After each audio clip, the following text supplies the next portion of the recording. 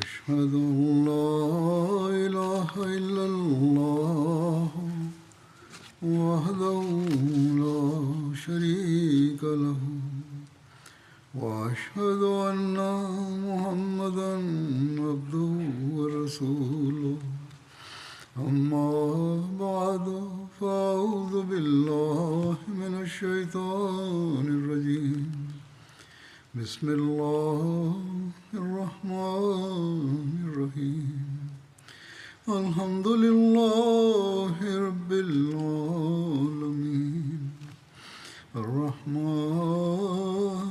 الرحيم مالك يوم الدين إياك نعبد وإياك نستعين اهدنا الصراط المستقيم صراط الذين أنعمت عليهم غير المغضوب عليهم ولا الضالين.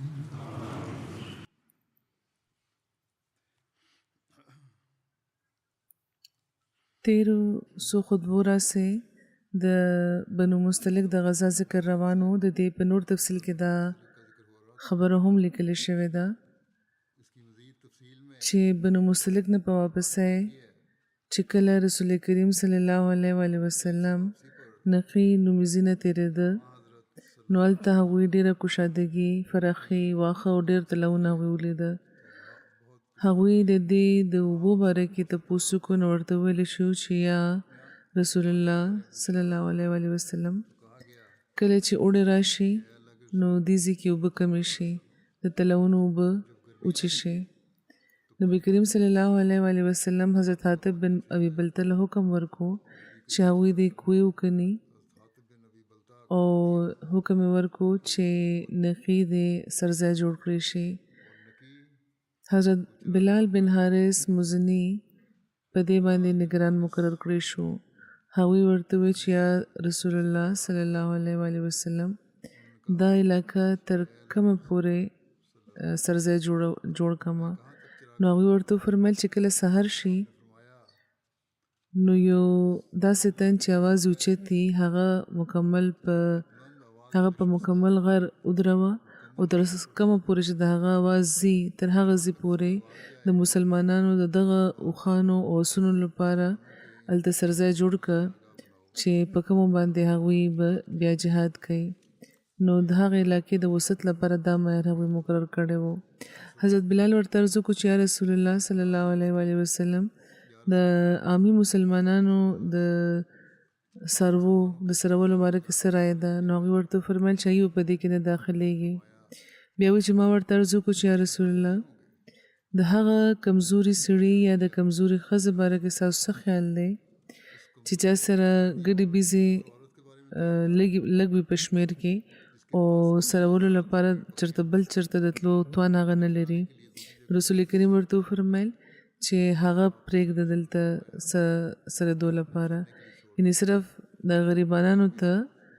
دا اجازه ته چې دا سرځای چې کوم جوړ کړی شوی و هلته د راتلو او چې باقي کوم مالداره وو هغوی ته ویلي چې خپل بیل ځای جوړ کړي، صرف دلته به سرکاري چې کوم څاروي وي هغه به سریږي.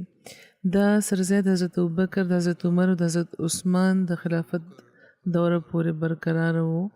او بیا وروستو د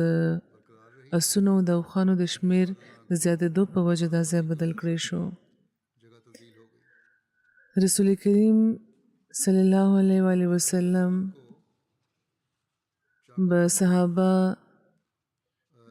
چاکو چوبند او تازه دم ساتلو لپاره به ډېر اهتمام فرمایلو او د هغوی ترمنځ به وخت تر وخته د لوبو داسې مقابلې به هغوی کولې چې پکې بادري او ایمان او د جهاد د تربیت پهلو پکې ورباندې غالب و. د دغه قسمه لوبو په ذریعه به د هغوی عزم، حوصلې په ولولې او په پادرۍ کې به ډېره اضافه کېده. یعنې د لوبو مقابلې به کېدې. نو د بنو مستلق نه په واپسۍ چې کله رسول کریم صلی الله علیه وسلم نقی ته ورسېده نو هغه ورځ هغوی د صحابه ترمنځ د اسونو د اوښانو د منډې مقابله هم کړې وه. د رسول کریم اوښه قصوه د ټولو اوښانو نه مخکې شوې وه او ورباندې حضرت بلال بن رباح سور و او د رسول کریم اس د ټولو اسونو نه مخکې شوی و او هغوی سره دوه اسونه و، یو ته به کولزاز او بل ته به ضرب ویلی کېده. هغه ورځ ضرب په مقابله کې شرکت کړی و او ورباندې حضرت ابو سعید ساعدي سور و، هغه په وړومبي نمبر راغلی و. همدغه ځای کې د رسول کریم صلی الله علیه وسلم د حضرت عایشې سره د منډه د مقابلې ذکر هم ملاویږي. په کتاب امتاع الاسماء کې دا راغلی دی چې په دغه غزا کې یعنی د بنو مستلق په سفر کې رسول کریم صلی الله علیه وسلم حضرت عایشې سره د منډه مقابله کړې وه. هغوی خپلې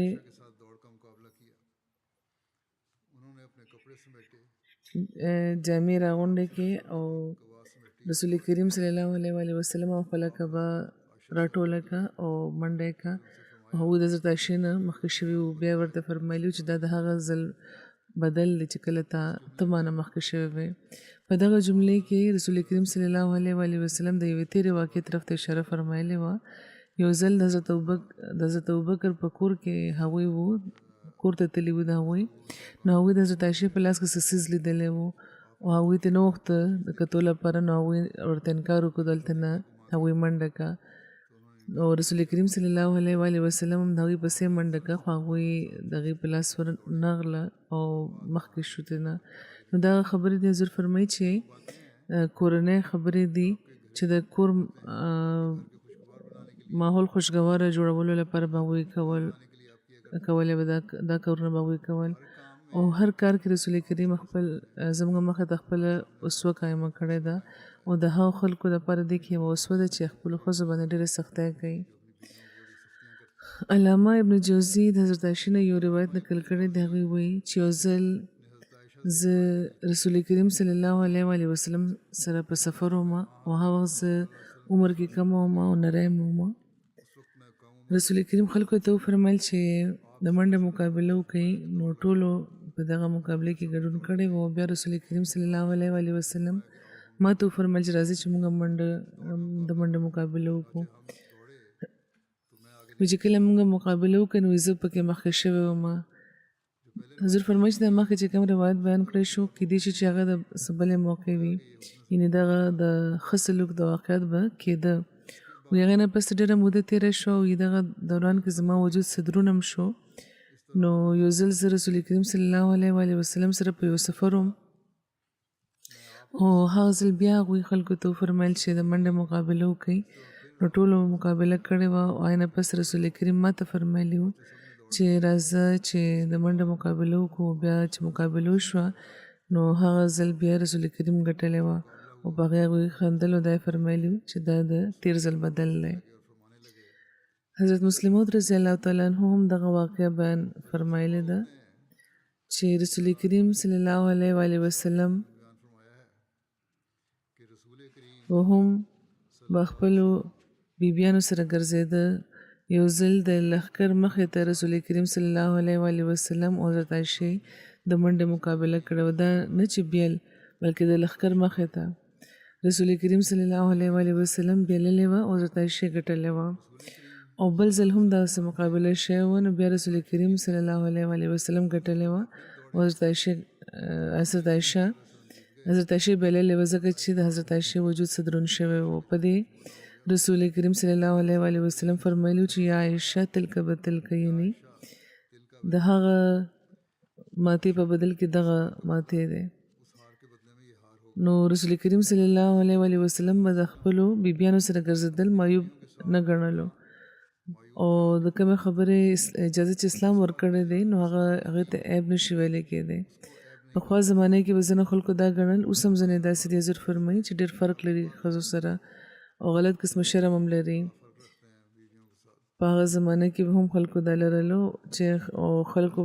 به په خپله مخکې روان وو، ښځې به شاته را روانې وې یا په فاصله به را روان وو او نن سبا هم که څه داسې خلک دي نو هغوی لپاره هم دا یوه نمونه ده. دا حسن سلوک دی ښځو سره چې اسلام ښودلی دی او نمونه رسول کریم صلی الله علیه و آله وسلم قایمه کړې ده.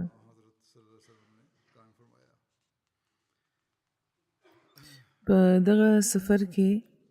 د افق د واقعې ذکر هم ملاویږي. د دې تفصیل داسې دی چې بنو مصطلق نه په واپسۍ د منافقانو له طرفه یوه بله فتنه ودروله شوې وه او هغه په حضرت ام المؤمنین حضرت عایشې باندې د یو د دروغو د تهمت واقع ده. دې ته هم د اف واقع ویل کېږي. مخکې خو د اوبو د واقع ذکر دی چېرته چې عبدالله بن ابی د جګړې پیدا کولو کوشش کړو. دا بله دویمه واقع هم ده. د صحیح بخاري د روایت مطابق حضرت عایشه دغه واقع تفصیل بیانوي او فرمایي چې رسول کریم صلی الله علیه و آله وسلم چې کله د یو سفر اراده فرمایله نو د خپلو ازواجو ترمنځ به قرعه اچوله او د چا د نامه چې به راووته نو هغه به رسول کریم صلی الله علیه و آله وسلم د ځان سره بوتله. حضرت عایشه بیانوي چې رسول کریم صلی الله علیه و آله وسلم زموږ ترمنځ قرعه اچولې وه او په یو غذا کې هغې کې زما نامه راوتې وه د تلو لپاره. نو زه رسول کریم سره تللی وم او دا د هغه وخت ذکر دی چې د پردې حکم نازل شوی و، یعنې دا واقع د هغې حکم نه پس شوی وه. زه به په کجاوې کې کېنولی کېدم او په هغې کې به زه به اوچته کړی شم او بیا به موږ سفر کولو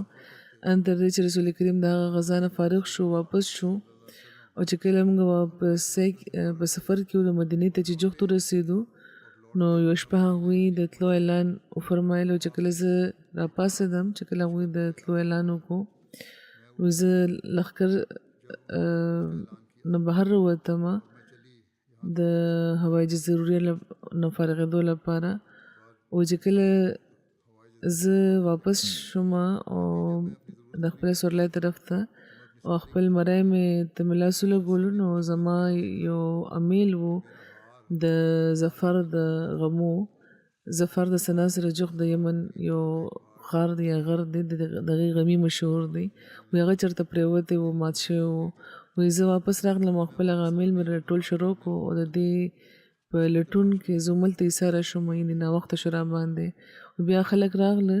چې زه به یې سورولم، زما کجاوه به یې ایښوده په اوښ باندې وي. هغې هغه کجاوه اوچته کړه او په اوښ باندې کېښوده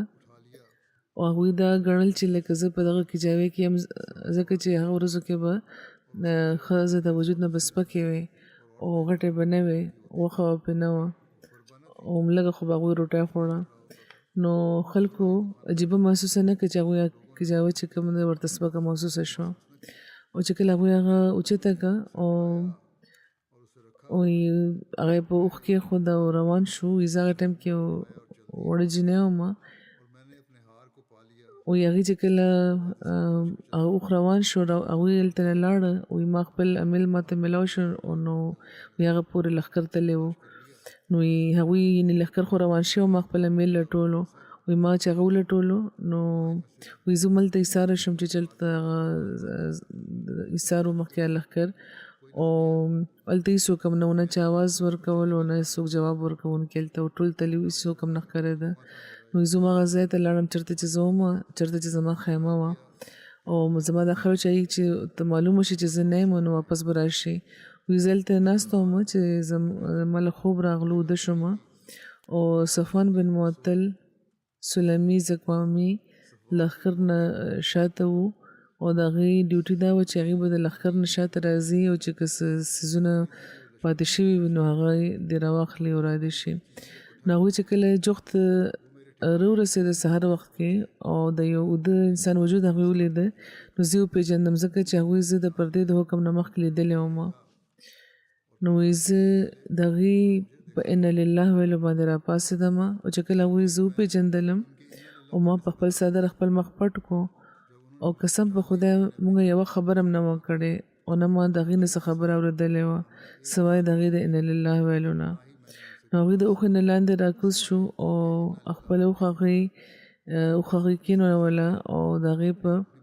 مخکینی چې کوم خپې وې هغې باندې خپل خپې کېښودې وې زه راپاڅېدم او هغوی ته راجوخته شوم په هغې باندې سوره شوم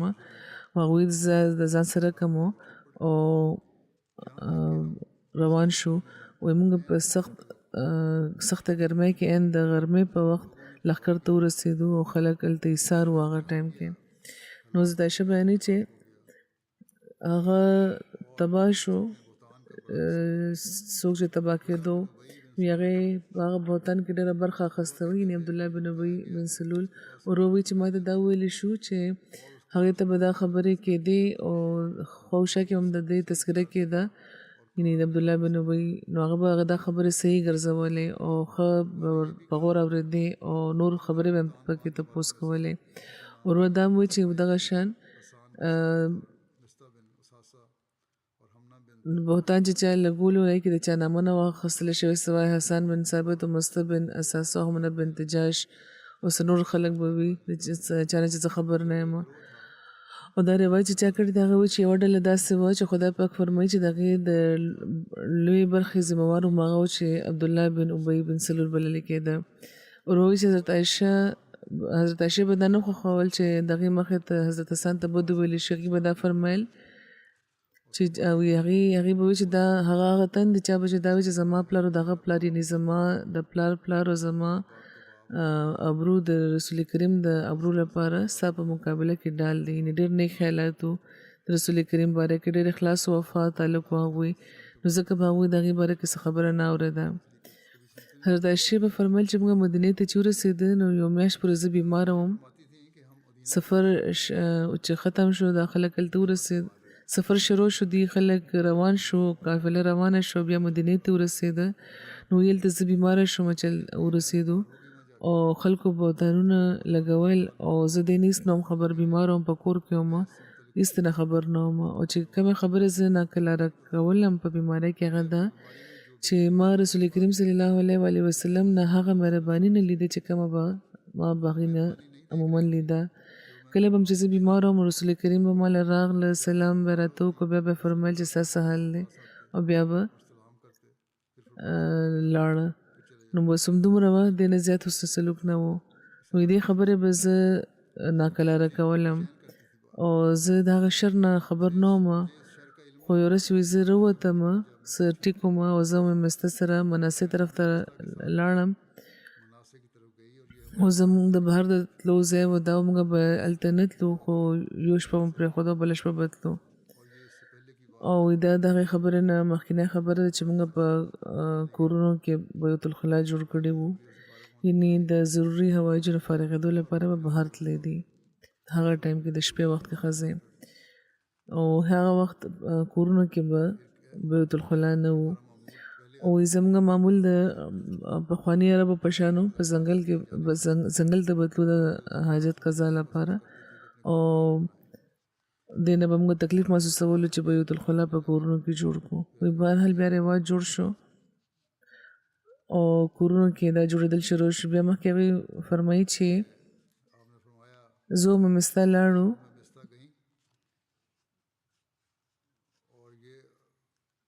او بیا حضرت عایشه فرمایي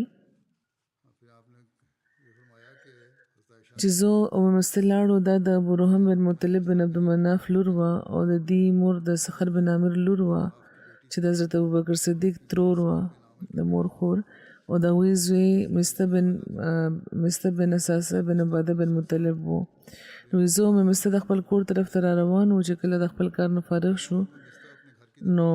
مېلمسته په خپل څادر کې د هغې خپه ونښته نو هغې ووایي چې د مسته ته بد رد ووایي نو ما ورته چې ته داسې تن ته بد وایي چې په بدر کې شامل و نو هغې راته وایي چې کمقله تا اورېدلي نه دي چې څه هغه ویلي دي نو حضرت عایشه ورته وایي چې ما نه دي ورته تپوس کړو چې هغه څه ویلي دي نو هغې ما ته د افق والو کیسه راته تېره کړه نو دا خبره چې مې واورېده نو زما بیماري نوره زیاته شوه حضرت عایشه فرمایي او یو بل روایت کې د قضای حاجت لپاره د تلو واقع داسې بیانه شوې ده چې حضرت عایشه بیانوي چې زه د خپل جت لپاره بهر تللی وم او ام مسلمه سره وه. هغې تندک وخوړه او هغې مسته ته بدرد وویل. نو ما ورته چې ته خپل زوی ته بدرد وایې. نو په دې هغه خاموشه شوه. او بیا دویم ځل چې هغې تندک وخوړه نو بیا یې د خپل زوی ته بدرد وویل. نو ما ورته بیا وویل چې ته خپل زوی ته بدرد وایې. او بیا دریم ځل چې هغې تندک وخوړه بیا یې ورته زوی ته بدرد وویل. نو ما ورته غوسې وکړې شاید چې هغې همدې باره کې سوچ کول نو په خیال یې نه و نو تندک به یې وخوړه. بهرحال وایي چې ما ورته بیا وویل چې غوسه مې ورته وکړه. نو هغې ورته وویل چې قسم په خدای زه هغې ته صرف ستا په وجه بدرد وایم،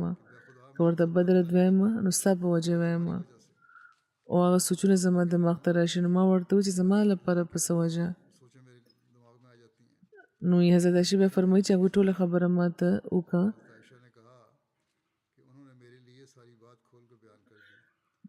نو حضرت عایشه ورته وفرمیل چې همدا خبرې روانې دي. نو هغوی ورته وویل چې او قسم په خدای. نو بیا زه خپل کور ته واپس راغلم. نو داسې راته ښکارېده چې کوم حاجت لپاره زه راوتې وم هغه بیخي راته نه و پاتې، نه لږ نه زیات. او چې کله زه کور ته واپس راغلم نو رسول کریم والا راغله، هغوی سلام وکړه او بیا رانه تپوس کړو ستا څه حال دی. نو ما ورته وفرمیل تاسو ماله اجازت راکوئ چې زه خپل مور پلار کره لاړه شم. هغوی بیانوي چې ما دا غوښته چې د هغوی دواړو نه د دې خبر باره کې د دې خبر د پختګۍ باره کې تپوس وکړم. ابن هشام بیانوي چې د عایشه چې خپل مور پلار له لاړه نو هغه وخت هغوی د خبر نه و، د دغه الزام نه و. د ام مسته والا واقع هم د مور پلار کور ته تلو نه پس شوې وه. بهرحال دا دواړه روایتونه دي. هغوی بیانوي چې رسول کریم ورله اجازت ورکړی و. یو بل روایت کې حضرت عایشه بیانوي چې رسول کریم صلی الله علیه وسلم ما سره یو خادم هم لېږلی و. زه کور ته وردننه شوم. ما خپله مور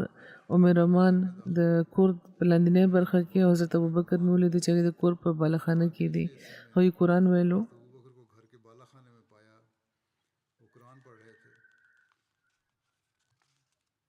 ما دا د بخاري په روایت کې دي. ما ورته وویل چې مورې دا خلک څه خبرې کوي لګیا دي. نو ما ورته وویل چې زما ګرانې لورې خاطر جمع ساته، حوصله ساته. قسم په خدای کم داسې کېږي چې یو ښایسته ښځه یو سړي په کور کې وي چې هغه ورسره مینه هم کوي او بیا د هغې بنې هم وي او بیا د هغه خلاف ډېرې خبرې هم کوي. نو حضرت عایشې بیان کړ چې ما وویل چې سبحان الله آیا خلک هم داسې خبرې کوي لګیا دي زما باره کې. نو یو بل روایت کې حضرت عایشه وایي چې حضرت ابوبکر چې زما اواز واورېده نو هغوی د کور د بالاخانې نه د بره منزل نه چې قرآن یې ویلو لاندې راغله او زما مور ته یې وویل چې په دې څه چل شوی دی. نو هغوی ورته وویل چې دې ته خبره ورسېده چې کومه د دې باره کې کېده. نو د هغې د سترګو نه اوښکې روانې شوې د حضرت ابوبکر. هغوی ورته وویل چې زما ګرانې لورې زه ته قسم در کوم چې ته خپل کور ته لاړه شه. نو بیا زه خپل کور ته راغلم. حضرت عایشه وایي چې ما ټوله شپه ژړل ان تر دې چې سحر شو. زما اوښکې ودرېدې نه او نه ماله خوب راتلو. ما په ژړا ژړا تر سهاره پورې ما ژړل. په ژړا ژړا مې سحر کړی و. حضرت عایشه بیانوي چې کله په وحي کې توقف وشو نو رسول کریم د حضرت علی بن ابي طالب حضرت اسامه بن زید راوغوښته. رسول کریم د هغوی دواړو نه تپوس وکړه او هغوی دواړو نه زما د پرېښودو باره کې مشوره وکړه، یعنې د حضرت عایشې باره کې چې هغې دې بېله کړې شي. هغوی بیانوي چې تر څو چې د اسامه تعلق دی نو هغه رسول کریم له مشوره ورکړه چې دې باره کې چې ستاسو د کوروالاو د بارات باره کې چې څوک خبر دی او د هغې مطابق د رسول کریم خپل ذات کې هم دې باره کې علم لري. حضرت اسامه وویل چې هغوی ستاسو مطهره زوجې دي او مونږ هغې کې یعنې پاک بیبي دي. هغې ستاسو مونږ د ښو خبرو نه علاوه هغې کې د نور هېڅ نه خبر نه یو. مونږ خو همدا خبرو چې هغې کې هره خبره ښه ده، د پرېښودو خو سوال نشته. یو بل روایت دی چې اسامه چې دی بیخي د دروغو خبره ده او بې بنیاده خبره ده او تر څو چې حضرت علي تعلق د ناغوي چې رسول الله خدای پاک تاسو مې څه تنګي نه ده ساتلې دې نه بغیر هم ډېرې ښځې شته او خپلې چې د دې چې کوم خدمتګزاره د هغې نه تپوس وکړئ هغه به رښتیا وایي د شوبې اظهار هغوی کړی و حضرت علي نو حضرت عایشه بیانوي چې رسول کریم بریره راوخته او دغې خدمتګاره وه ورته یې وفرمیل چې بریره تا په دې کې څه داسې خبرې لیدلې ده چې تا په شک تا شکمنه کوي نو بریره ورته وایي چې قسم په خدای قسم مې د هغه ذات چې تاسو سره د حق را لېږلی یې چې ما په دې کې هېڅ څه داسې خبره نه ده لیدلې چې زه یې معیوبه ګڼم سوای د دې چې هغه یوه وړه جنۍ ده او چې کوم هغه ګلې وړه وي هغه پرېږدي اوده شي او کور ته چیلی راشي هغه وخوري یعنې خوب یې لږ جوور دی او لاپروايي پکې شته باقي څه بدي پکې نشته یو بل روایت دی چې رسول کریم په صحاباو کې یو بیا خدمتګار ته غوسه وکړه ورته چې رسول کریم ته رښتیا ووایه او تر دې چې هغه خلکو یې باره کې ښه سوال نه وکړه او هغې هم دا یې وایي چې قسم مې دی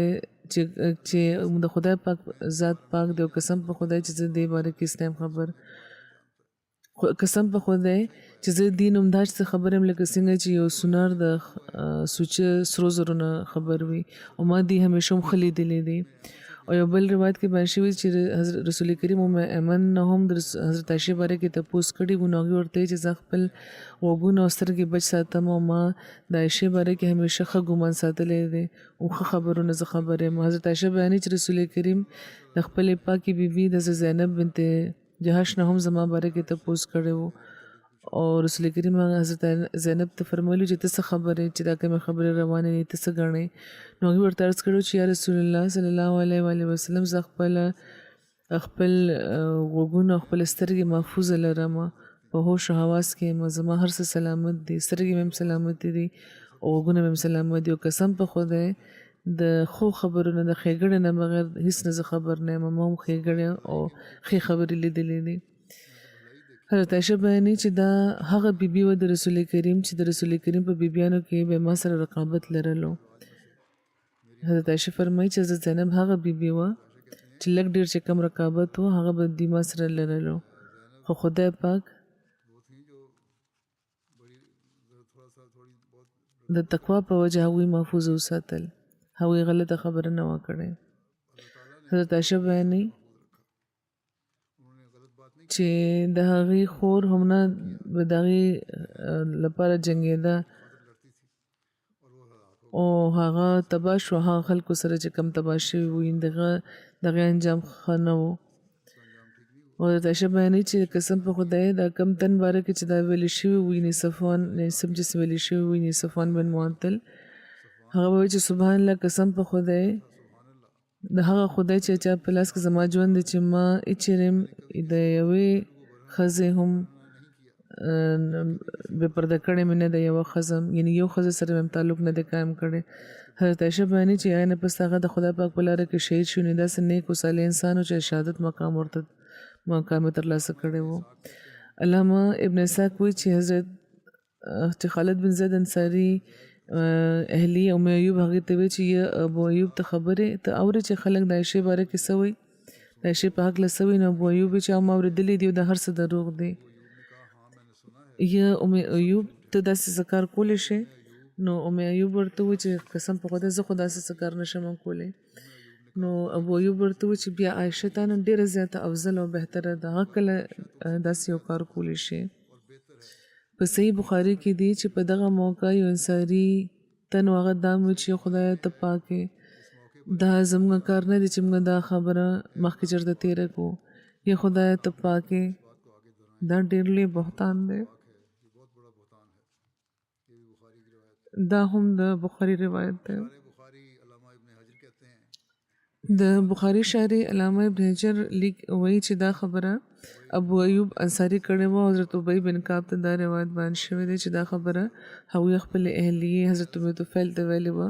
حضرت عایشې وایي چې رسول کریم صلی الله علیه وسلم هغه ورځ ودرېده هغوی د عبدالله بن ابی نه د بیزارۍ اظهار وفرمایلو هغوی په منبر وو هغوی فرمایل چې د مسلمانانو ډلې څوک به ما د هغه نه بچ کول غواړي چې له طرفه چې زما کور والا باره کې تکلیف ما ته رسېدلی دی او قسم په خدای ما د خپل کور والا باره کې د خیر نه بغیر بل څه نه زه نه یم خبر او هغوی د یو داسې تن ذکر کړی دی یعنې د صفوان بن معطل چې چا باره کې زه د ښېګړې نه بغیر بل څه نه یم خبر یعنې د سړي باره کې رسول کریم ګواهي ورکړه چې ما صرف ښېګړې لیدلې ده وایي هغه زما کور والا له به نه راتله سوای له دې نه چې ما سره په سفر کې وي او هغه به ما سره په سفر کې ضرور و حضرت عایشه فرمایي چې د سعد بن معاذ چې د بني عبدالاشل نه و هغوی ودرېده او د ځینو په خیال د حضرت سعد بن عزیر و هغوی چې یا رسول الله زه به تاسو بچ کوم د هغه درد د فکر او د غم اظهار هغوی وکړه چې کله رسول کریم صلی الله علیه وسلم د خلکو مخې ته چې ودرېده هغوی وایي چې زه به بچ کوم دا کم غلط الزام لګول کېږي لکه ستاسو په کور والو په وجه چې کوم تکلیف تاسو له درکړی کېږي لګیا کاغه د اوس نه وي نو زه به د هغه مری پرې کوم او کاغه زموږ ورونو د خزرج نه و نو چې کوم حکم چې تاسو راکوئ نو موږ د هغې حکم مطابق عمل کوو حضرت عایشه بیانوي چې د خزرج نه یو تن راپاڅېده او د حسن مور او د هغې قبیلې د ښاخ نه د هغې د تره لور وه او هغه سعد بن عباده و هغه د خزرج قبیلې سردار و حضرت عایشې وې چې هغې نه مخکې ښه انسان و خو د حمیت په وجه هغوی د حمیت په لمسونو کې راغلی و هغوی سعد ته ووایي او چې کله دا خبره هغوی وکړه نو هغې هم راپاڅه او سعد خلاف خبره هغوی وکړه چې قسم په خدای ته غلط ووایي ته به هغه نه وژنې او نه د هغې د وژلو ته قدرت لرې که هغه ستاسو د ډلې نه وي نو تاسو به دا نه خوښولی چې هغه دې وژلی شي حضرت سعد بن عزیر ودرېده او هغوی د سعد د تره زوی و هغوی سعد بن عبادت ته ووایي چې تا غلط ووایي قسم په خدای موږ به هغه ضرور وژنو ته منافق یې د منافقانو له طرفه جنګېږي لګیا حضرت عایشه بیانوي چې په دغه خبره صحابو ترمنځ جګړه شروع شوه حضرت عایشه بیانوي چې په دغه خبرې دواړه قبیلې اوس او خزرج راوپارېدلې ان تر دې چې هغوی د جنګ لپاره تیارې شوې او رسول کریم په منبر ولاړ و حضرت عایشه بیانوي چې رسول کریم د هغوی د غصه د سړولو کوشش کولو ان تر دې چې بیا هغوی خاموشه شو او رسول کریم صلی الله علیه وسلم خاموشه شو حضرت عایشه فرمایي چې هغه ټوله ورځ ما ژړل او زما اوښکې نه ودرېدې او نه ما له خوب راتلو حضرت عایشه فرمایي چې زما مور پلار ما سره وو او 2 شپې او 1 ورځ ما ژړل نه زما اوښکې ودرېدې او نه ما له خوب راتلو او تر دې چې دا ما ته داسې ګمان کېدو چې دا جړه به زما ځیګر وسیري او په زما مور پلار ناستو ما سره ما ژړل چې انساني ښځه اجازت وغوښتو ما له ده راتلو ما ورله اجازت ورکړو نو هغه راغه کېناست او ما سره په ژړا شوه حضرت عایشه بیانوي چې موږ لا په دغه حل کې وو چې رسول کریم صلی الله علیه وسلم موږ له راغله هغوی ورته سلام ووایي او بیا کېناسته حضرت عایشه بیانوي چې رسول کریم صلی الله علیه وسلم کله نه چې دا خبرې شوې وې هغوی ما سره نه و ناست کله چې واقع شوې ده نو جغت به راته نه کېناسته او سلام به راته وکړو الله بړه حال به رانه تپوس وکړئ یعنې تر 1 میاشت پورې هغوی همدغه عمل جاري و او زما باره کې ورته هېڅ وحي هغوی ته نه وه شوی حضرت عایشه بیانوي چې رسول کریم تشهد ووایي او چې کله هغوی کېناسته او بیا هغې نه پس ته ووایي چې عایشې ستا باره کې دا خبره ما ته را رسېدلې ده نو که ته بري یې نو خدای پاک به تا ضرور بري کوي او که تا نه څه لغزش شوی دی څه غلطي درنه شوې ده نو خدای ته استغفار وکړه او توبه وکړه ځکه چې بنده چې کله اعتراف وکړي او بیا توبه کوي نو خدای پاک په رحمت دغې طرف ته رجوع کوي حضرت عایشه بیانوي چې کله رسول کریم خبره مکمله کړه نو زما اوښکې ودرېدې او بیا ما د خپلو د اوښکو یوه قطره نه محسوسوله او ما خپل پلار ته ووایي حضرت ابوبکر ته چې رسول کریم له جواب ورکړي زما له طرفه چې کوم هغوی وفرمیل زما باره کې نو زما پلار ووایي چې قسم په خدای زه نه یم خبر چې رسول کریم صلی الله علیه وسلم ته څه ووایم زه نه پوهېږم چې څه ووایم نو بیا ما خپلې مور ته ووایي چې رسول کریم چې څه وفرمیل تاسو ورله جواب ورکړئ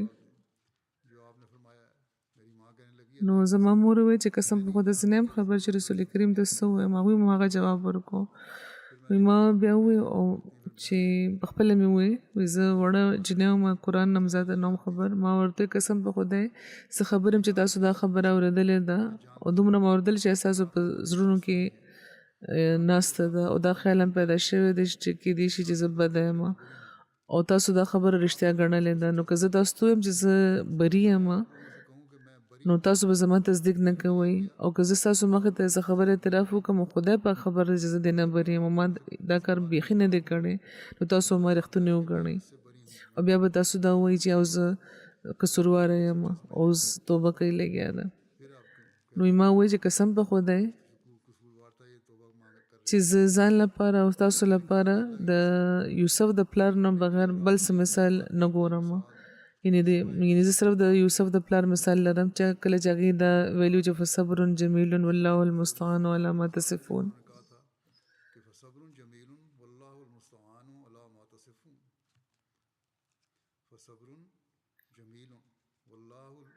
چې اوس په ښه طریقه صبر کول ما لپاره مناسب دي. دا کومه خبره چې تاسو بیانوئ د دې د تدارک لپاره خدای پاک نه مدد غوښتلی کېدی شي هغه نه به مدد غوښتلی کېږي. وایي دا ما ووایي ما اړخ بدل کو په خپل بستره زه ملاستم او خدای خبر سملاستم او خدای خبر دی او خدای پاک خبر زه وخت بری یم او خدای پاک زما برات اظهار کوونکی و خو قسم په خدای ما دا خیال نه لرلو چې خدای پاک به زما باره کې وحي به نازلوي چې تلاوت به یې کېږي. زما په نظر کې زما حیثیت د دې نه کم و چې خدای پاک زما باره کې څه کلام وکړي. خو زه ما دا امید لرلو چې رسول کریم ته څه خوب ښودلی کېږي چې پکې به خدای پاک ما بري وګرځوي. یعنې دا ماته خیال و چې خدای پاک به خدای رسول کریم ته ووایي زما د بریت باره کې خو دې نه هم خبر چې د قرآن آیت به نازلېږي. نو قسم په خدای چې رسول کریم د خپل د ناستې د ځای نه لا خوځېدلی نه و نه د کور والاو نه څوک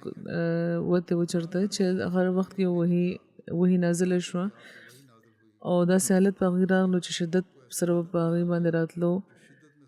او ان تر دې چې د هغوی نه د لکه د وینې ترې نه څڅېدل شروع خوله ترې نه څڅېدل شروع شوه او د جمعې ورځې وې خو دې نه باوجود هم دا کلام د بار د لاسه چې هغې باندې نازلېدو هغې باندې خوله راغلی وه. او سیرت ابن هشام کې دي چې حضرت عایشه بیانوي چې کله هغوی چې هغوی له څادر ورکړی شو او د هغې سر د لاندې د څرمنې بالښت کېښودلی شو چې کله ما دا ولیده نو زه هېڅ ناقلاره نه شوم ځکه چې زه خبر وم چې زه بې ګناه یم. حضرت عایشه وایي چې زه خبر شوم چې وحي کېږي لګیا ده او هېڅ ناقلاره نه وم ځکه چې زه خبر وم چې زه بې ګناه یم او که وحي ده نو خدای پاک به زما بریت ظاهروي او خدای پاک به په ما ظلم نه کوي. او تر څو چې زما د مور پلار سوال دی نو د قسم د هغه ذات چې د شي ژوند د چا په لاس کې دی چې رسول کریم لا د وحي کیفیت نو ختم شوی ما ته داس کړ دي چې لکه د دوی دوړو ژوند به ختم شي. زما مور پلار دوړو ډېر وېرېده او هغوی وېرېده چې خدای خلک چې څه وایي نو خدای پاک دغې مطابق څه آیت نازل نه کړي چېرته دا خبره رښتیا نه شي. او چې کله د رسول کریم هغه کیفیت ختم شو او رسول کریم د تندي نه خوله صفا کوله نو حضرت عایشه بیانوي چې د رسول کریم هغه کیفیت چې ختم شو نو هغوی مسکي وو او لومبۍ خبره چې هغوی وکړه دا وه چې ای عایشې خدای پاک ته بري کړي. نو حضرت عایشې ما بیانوي چې زما مور ما ته وایي چې پاسه او رسول کریم له ورشه. نو ما ورته وایي چې نه قسم په خدای زه به دوی له نه ځم ځکه چې زه به د خدای عز وجل نه بغیر د بل چا حمدو نه کوم. حضرت عایشه بیانوي چې خدای پاک نازل دا آیت نازل کړو چې ان الذین جاءوا بالافک یعنی هغه خلک چې ډېر لوی الزام لګولی وو هغه 10 آیتونه د سورې نور آیتونه دي د 12 نه تر 21 آیت پورې. وی کله چې خدای پاک دا زما بریت باره کې نازل کړ نو حضرت ابوبکر صدیق وی چې هغوی به مست بن سلسله به د خپلولي په وجه او د هغه د غربت په وجه به خرچ ورکولو او مستم په هغه خلکو کې شاملو چا چې الزام لګولو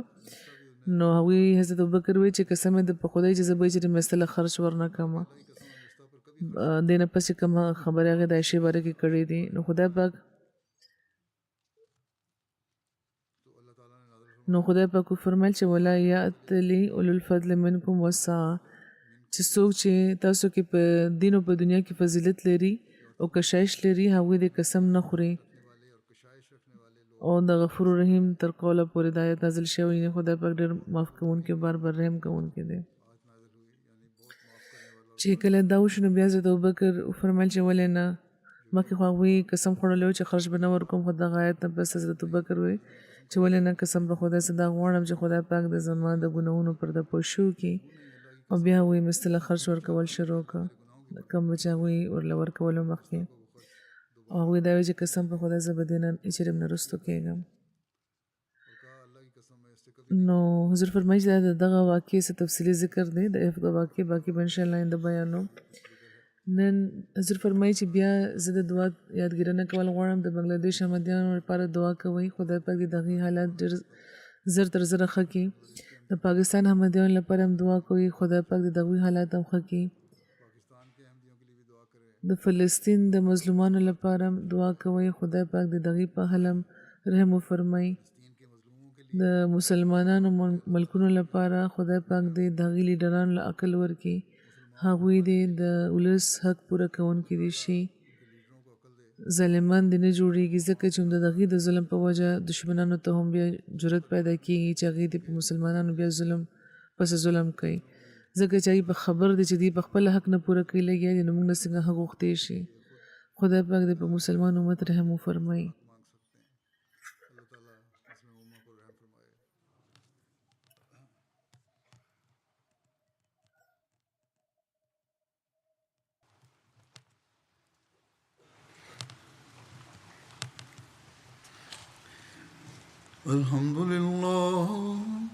الحمد لله نحمده ونستعينه ونستغفره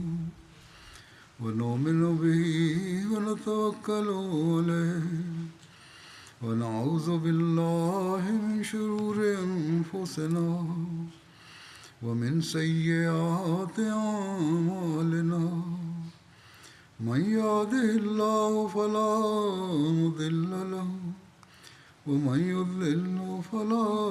هادي له ونشهد أن لا إله إلا الله ونشهد أن محمدا عبده ورسوله عباد الله رحمكم الله إن الله يأمر بالعدل والإحسان وإيتاء ذي القربى وينهى عن الفحشاء والمنكر والبغي يعظكم لعلكم تذكرون